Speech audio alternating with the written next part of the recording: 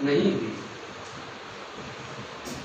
संत है समझाते हैं, कहते हैं कि देखो जिसके भाग्य में पुत्र ना हो, ठीक है ना, तो दुखी नहीं होना चाहिए, भगवान को ही अपना पुत्र समझ लो।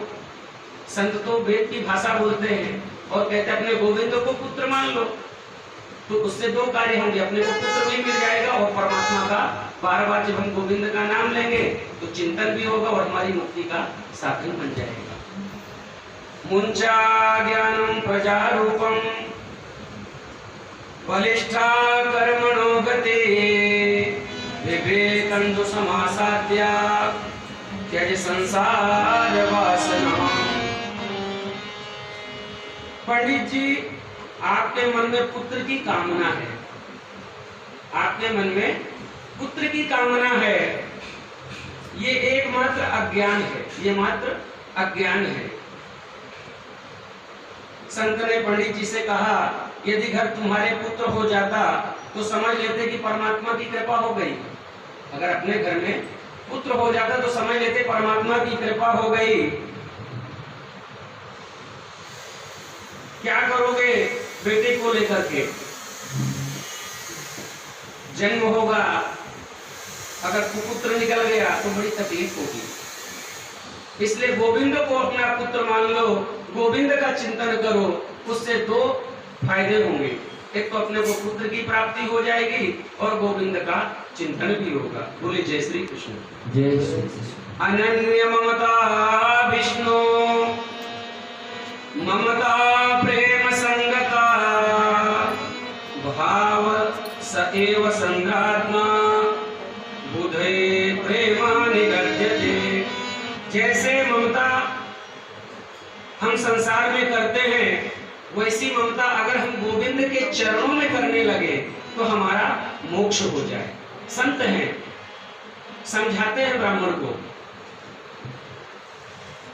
लेकिन आत्मदेव जी तो कहते हैं कि मुझे बेटा चाहिए, मुझे अपना पुत्र चाहिए। संत कहते हैं मैंने तुम्हारे मस्तिष्क की जो रेखाएं हैं ना उसको देखी, 7 जन्मों तक पुत्र का योग नहीं है, 7 जन्मों तक पुत्र का योग नहीं है। ब्राह्मण ने सोचा 7 जन्मों तक पुत्र का योग नहीं है, मैं तो एक जन्म के लिए, एक जन्म की बात कर रहा था, 7 जन्मों तक पुत्र का योग नहीं है। संतों के चरणों में जाकर के गिर जाता है और कहता है अगर आप कृपा कर दें, अगर आप कृपा करें तो जरूर हमें पुत्र की प्राप्ति हो सकती है। क्योंकि संत कृपा बड़ी होती है, अगर संत की कृपा हो जाए तो भगवान उसके अधीन है, भगवान भक्त के अधीन है, संतों के अधीन है। अगर आपकी कृपा हो जाए तो मुझे निश्चित रूप से पुत्र की प्राप्ति हो जाएगी। हजारों बार समझाए संत, लेकिन पंडित जी के समझ में वो बात नहीं है। बोले मुझे पुत्र चाहिए, अगर आप मुझे पुत्र नहीं देंगे तो मैं आपके सामने अपना सर फोड़ करके अपनी आत्महत्या कर लूंगा। संतों ने कहा मुझे एक ब्राह्मण का अपमान नहीं करना है। इस ब्राह्मण को आशीर्वाद देते हैं, एक फल देते हैं और कहते हैं इसको ले जाकर के अपनी पत्नी को खिला देना,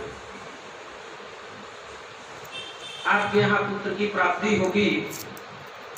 अब पंडित जी तो बहुत प्रसन्न हुए और उस फल को ले जाते हैं घर में अपने और अपनी पत्नी को दे देते हैं। जो संत ने कहा था इसके ये नियम है, इन नियमों का पालन करना और भगवान का कीर्तन करना, चिंतन करना, तो निश्चित रूप से आपके यहाँ गोविंद की प्राप्ति हो जाएगी। अब वो फल जैसे ही ला करके पत्नी को दिए, पत्नी तो पंडित जी से ठीक विपरीत थी।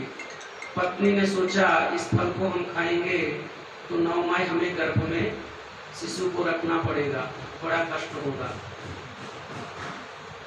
मन में अनेक प्रकार की भावनाएं उत्पन्न हुई, मन में विचार किया कि मुझे इसे पेट में तो नहीं रखना, लेकिन पंडित जी की इच्छा है, क्योंकि पंडित जी तो यही समझते हमारी पत्नी बहुत अच्छी है तो पुत्र तो हमें चाहिए। अपने पुत्र का नामकरण करने लगे तो धुंधली आती है।